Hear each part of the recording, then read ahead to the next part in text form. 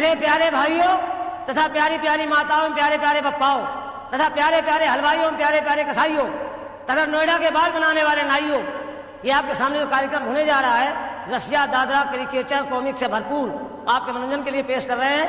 तो लीजिए आपके सामने एक हंसने हंसाने का वाकया है।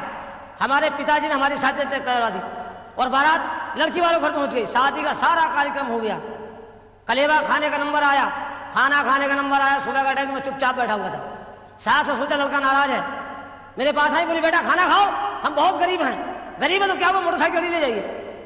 मैंने कमाल है, गरीब बता रहे हो मोटरसाइकिल दे रही। मैंने खाना नहीं खाना, कोई जवाब दिया। सास ससुर के पास पहुंच गई। ससुर जी बड़ी बड़ी मूछ रखा के मेरे पास आ, बोले बेटा खाना खाओ। अरे गरीब है तो क्या हुआ, दरवाजे पे मारुति कार खड़ी ले जाओ। मैंने सोचा लोग पीछे पड़ गए मेरे। मैं खाना इसलिए नहीं खा रहा था कि मेरी शादी मर्जी खिलाफ हो रही थी, मैं नहीं चाह रहा था शादी को। लेकिन देखा ससुराल का मामला, कुछ ना कुछ मांगी लो। दरवाजे पर भैंस बंधी थी। मैंने अगर आप लोग कुछ देना चाहते भैंस हमको दे दीजिए। अब आप लोग सोच रहे हैं कि कितना बेवकूफ आदमी है ये, 2 लाख की मारुति छोड़ करके 5,000 की भैंस मांग रहा। अरे भैंस से सोच के मांगी, शादी हो गई, बाल बच्चे होंगे, दूध की आवश्यकता पड़ेगी तभी भैंस काम करेगी। लेकिन साहब मामला सब उल्टा हो गया। शादी के बाद हमने इतना परिश्रम किया, इतनी मेहनत की, साल में 2 बच्चे पैदा किए, मगर साहब उस भैंस ने दूध नहीं दिया। अब बड़ा मामला गंभीर। मैंने 2-4 लोगों से पूछा, भाई आप लोग बताइए कैसे क्या हो यार, भैंस दूध कैसे देगी। बोले आप एक काम करिए, ब्राह्मण देवता के पास जाइए, उनके पास सारी समस्याओं का समाधान है। मैं गया, पंडित जी महाराज मुझे दहेज भैंस मेरी दूध नहीं दे रही है। अरे बोले चिंता की क्या बात है, चिंता मत करो, जाओ शंकर जी की पूजा करो, कोई ना कोई रास्ता निकल आएगा। मैं भागा गया शंकर जी के मंदिर, शंकर जी ऊपर चल के बैठ गया। 6 महीने तक बैठा रहा। जब हमने क्या बताया, प्रभु दहेज में भैंस मिली है, दूध नहीं दे रही है।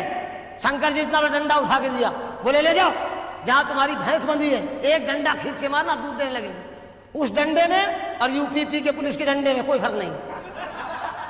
अगर कोई शराबी शराब पी के आ रहा हो, सामने से सिपाही हवलदार आ जाए, आदमी अगर कहीं एक डंडा खींच दिया, सब मेरे बाप दादों ने भी नहीं पी है, मुझे क्या पी है। अब साहब डंडा लेके मैं घर गया और जहां भैंस बंधी थी एक डंडा खींच के मारा। जैसे ही डंडा मारा कि भैंस हो गई धनाधन, भैंस दूध देने की पोजीशन में आ गई। हमने सोचा 2-4 महीने में आएगी, दूध देने लगेगी। डंडा उठा के अलमारी में रख दिया। हमारे दोनों बच्चे स्कूल से पढ़ के आ रहे थे, आपस में लड़ रहे थे। बड़ा वाला कह तूने कॉपी फाड़ी है, छोटा कह तूने स्लेट तोड़ी। लड़ते लड़ते घर के अंदर घुस गया। छोटे वाले बच्चे की नजर उसी डंडे पड़ गई, उसे डंडा उठाया और बड़े वाले का मार दिया। जैसे ही डंडा बच्चे के पड़ा के बच्चा धनाधन। अब मामला बड़ा गंभीर। छोटे वाले गुस्सा है कि तूने बदतमीजी की, उसे डंडा छिनाया और छोटे वाले को मार दिया। और जैसे छोटे वाले का पड़ा कि वो भी धनाधन। ये मामला हमारे पिताजी की माताजी खड़े खड़े देख रहे, हमारी दादी माँ जिनकी 70 साल की उम्र थी। उन्होंने सोचा बच्चे लड़ रहे, लो बीच बचाव कर दे। बीच बचाव करने गई, छीना झपटी में डंडा अचानक उनके पड़ गया। और जैसे ही डंडा उनके पड़ा कि वो भी 70 साल में धनाधन। मैंने वाले शंकर जी अच्छा डंडा दिया है, पूरी फसल खराब किए दे रहे हो। मारे गुस्से की डंडा छिनाया, अपने पैर मारा, तोड़ डाला। और जैसे हमने अपने पैर मारा कि हम भी धनाधन। अब साहब मैं भगा डॉक्टर के पास। मुझे डॉक्टर साहब मेरे घर में बीमारी फैल गई है। बोले कौन सी? मैंने कहा धनाधन की। अरे बोले यार बड़ी बड़ी बीमारियों का नाम सुना है, धनाधन कहां से पैदा हुई? मैंने मेरे घर से स्टार्टिंग हुई है, चलिए आप। और जैसे वो डॉक्टर साहब मेरे घर आए तो सबसे पहले वर्मा जी के ऊपर नजर पड़ गई। वर्मा जी धनाधन खड़े थे। अरे डॉक्टर ने कहा रंपत बीमारी बड़ा भयंकर रूप धारण कर चुकी है, 1 गिलास पानी पिलाओ। तब मैं कुछ सोचूं, मैं गया उसी टंकी से पानी भर लाया और डॉक्टर को निकाल के दिया। और डॉक्टर ने पिया कि डॉक्टर भी धनाधन। आप लोगों से गुजारिश है, निवेदन है, प्रार्थना है कि खाना खाना, नाश्ता करना, पानी मत पीना, क्योंकि उसी टंकी का पानी पूरे नोएडा में सप्लाई हो रहा है।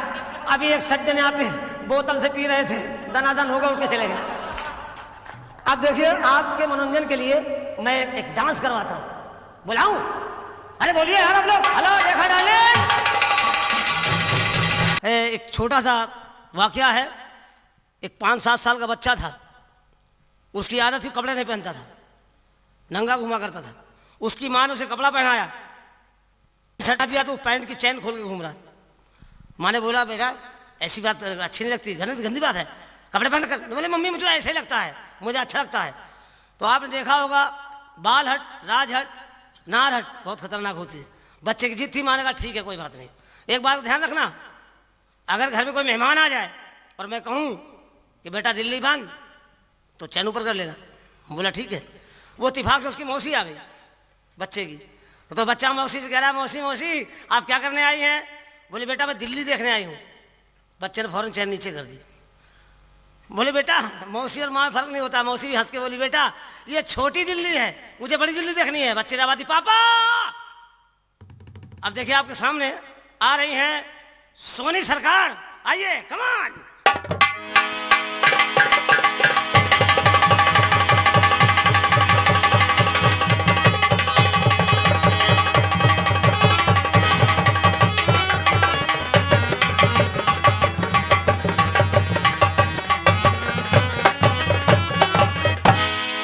कोई ऐसा गीत सुनाइए हमारे दिल में घुस जाइए फिर निकल आइए, फिर घुसे फिर निकलिए, हम घुसे तो अगले साल निकलें।